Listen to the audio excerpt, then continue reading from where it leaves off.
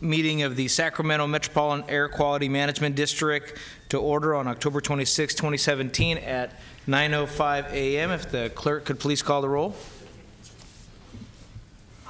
Here. Cruz. Daniels. Here. Ross. Here. Gaylord. Here. Guerra. Here. Hanson. Present. Harris. Here. Kennedy. Lee. Stephanie Nguyen here for Mayor Lee. Thank you. Natoli. Peters. Cerna. And Terry.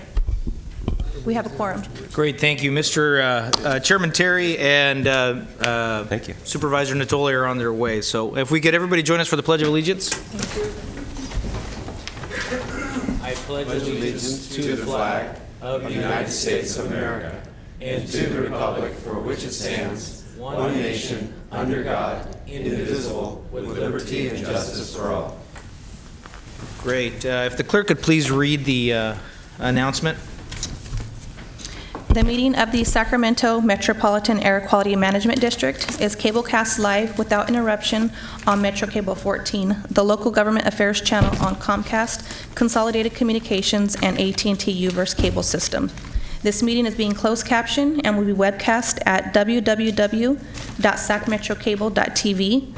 Today's meeting will be repeated on Saturday, October 28th, 2017 at 2 p.m.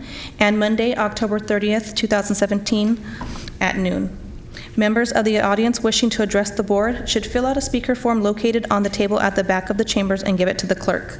Please speak into the microphone when addressing the board and state your name for the record. Also at this time, please silence your cell phone until the conclusion of today's meeting. Great, thank you very much. We have no special presentations today, is that correct? That is correct. Okay, great. We'll go ahead and move on to the next item, which is, I believe, our Air Pollution Control Officer's report. Dr. Ayala.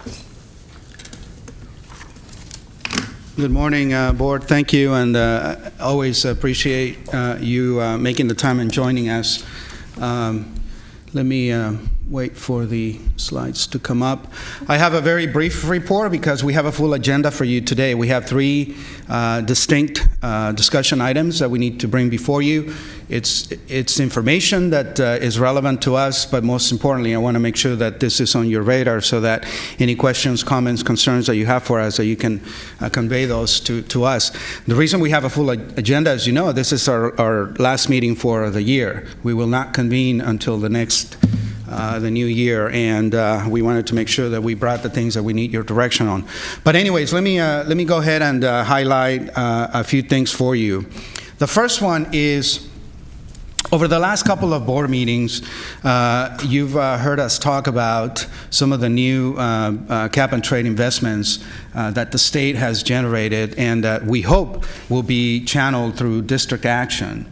And we think that Sacramento and our district and our region and our partners obviously are well positioned to take advantage of some of those investments, because we can be the experiments on the ground that actually prove that these technologies and solutions are actually going to be what the program intends. And one of the big areas that you're going to hear us talk about is hydrogen. Hydrogen is a key transformational solution, and what we are trying to do is make a play on that. And this project that has been submitted to the state for approval, we don't know if we are going to get it, but we're very hopeful. And what this is really taking out from an existing locomotive a combustion engine and everything that comes with it, and replacing in it a fuel cell clean technology based on hydrogen fuel. So this is huge for us, because I do believe, as I get more familiar and comfortable with the opportunities that we face, I do believe that where it's at for us as a region, and given the makeup of our businesses and our structure, we do need to make a big play on hydrogen infrastructure for medium and heavy duty applications, including locomotives. This is a big project. It's a long list of partners, but I think it's going to be a huge opportunity. It's going to be game changing, because I think it can bring the region to a place where we haven't been before, where we have not been able to compete favorably, because we just don't have the infrastructure that is needed to demonstrate some of this technology. So I wanted to put this before you because we're in the run. And I hope that if we get it, that we get you out and express support as representatives. If we don't get it, I also want your help to make sure that we voice our concerns because we think that we have a perfect proposal. The next thing I want to highlight for you is obviously technology and mobility are going to continue to rely on engines and locomotives and cars. But one important aspect of moving us forward is also what is called alternative active transportation. Bicycles obviously come to the forefront of that concept. And I'm really pleased to see, I'm very proud to share with you that the district is very engaged in doing a lot, including sponsoring events like the Rio Velo Festival that took place October 14th, to try to promote alternative transportations and active transportation and try to get folks, people out of their cars and into bicycles. And the event was very well received, so I wanted you to be aware of that. Different subject. We are also, as part of our strategy, growing our collaborations, and obviously locally and regionally that's a priority. And I want to thank explicitly Director Frost, who attended our fueling infrastructure workshop at our district offices. I was very pleased to learn that there was participation from some of my fellow air pollution control officers from the region, and the subject that was discussed is fueling infrastructure. And again, this is very consistent with the project that I described for you on the locomotive in terms of, how do we move our region with the necessary infrastructure, the fueling alternatives, so that we can begin to tap into these alternative technologies that the state is funding. And eventually, we will see federal funding in these areas as well. So the regional partnerships are very important, but also I want to share with you that our name, the district name, is also getting noticed in different venues. The Institute of Transportation Studies at UC Davis is, if not the leading, one of the leading academic entities looking at the future of sustainable transportation energy. And the district has a seat at the Board of Advisors for ITS. And this is great because anything we do on the ground, we need to make sure that we have evidence to back up the actions. And UC Davis ITS actually provides that. We're also continuing the tradition that Larry Green started with very significant engagement from our district at the national level, specifically with the National Association of Clean Air Agencies. And we are going to continue to play a leadership role, specifically on one of the committees that is looking at climate change and global warming. I can't tell you what the agenda is going to be. We haven't formulated that. NACA itself is under new leadership, so there's a transition taking place.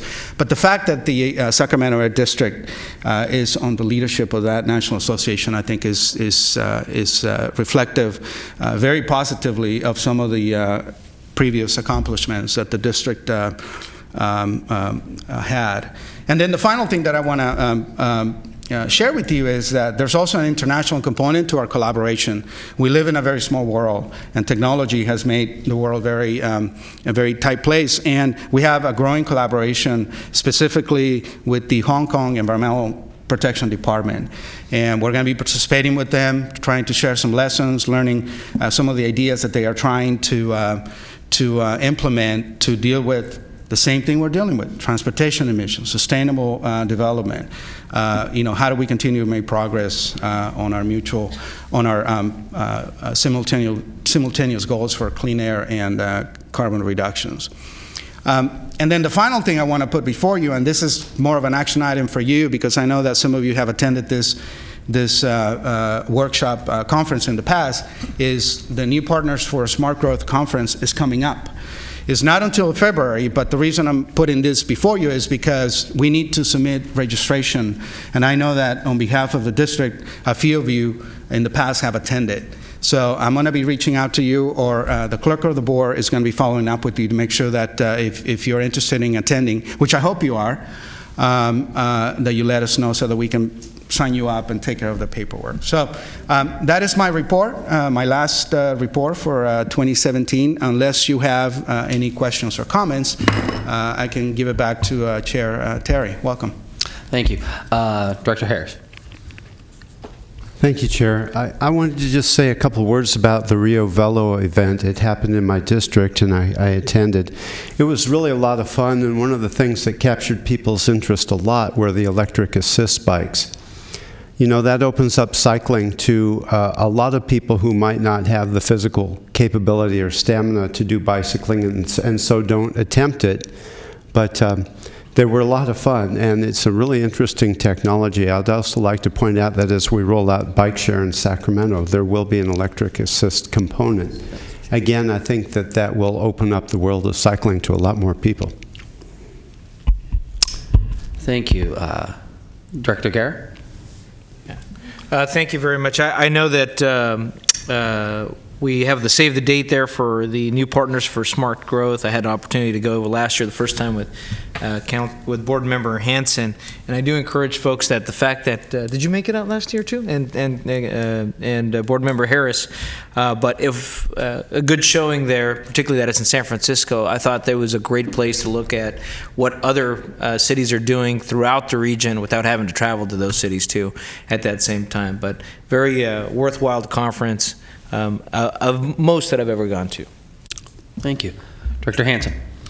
Yeah, I just want to follow up on that and say, as the Vice Chair of the Local Government Commission, I appreciated all of the engagement from this board, of our members, and of our staff, the long history of it. But it's been a long time since it's been in San Francisco, so since we have the opportunity to have it so close, it'd be wonderful to see folks attend if you can. The other thing, too, is at a lot of these events, we meet people from other cities and places, much like when we go on study mission or cap to cap. We come back with ideas, both for our region, but we also get validation a lot of times for the things we've been working on. A lot of times we don't understand the impact of the things we are doing, but when we hear from other regions their challenges, and we're like, oh yeah, we did that 5 years ago, or we're working on that, and this is our answer, it makes us feel better about the challenges we face because we are facing them. So it's a really worthwhile event, and thank you, Alberto, for allowing us to continue to participate. Thank you. Any other questions or comments for the executive? No? Okay, so with that, we will move on to, well, we have closed session next, but let's go ahead and take the consent calendar. Move approval? Second. Roll call, I'm sorry, all in favor? Aye. Opposed? Abstentions? Okay, consent calendar is agreed to. And with that, we will recess or adjourn into closed session.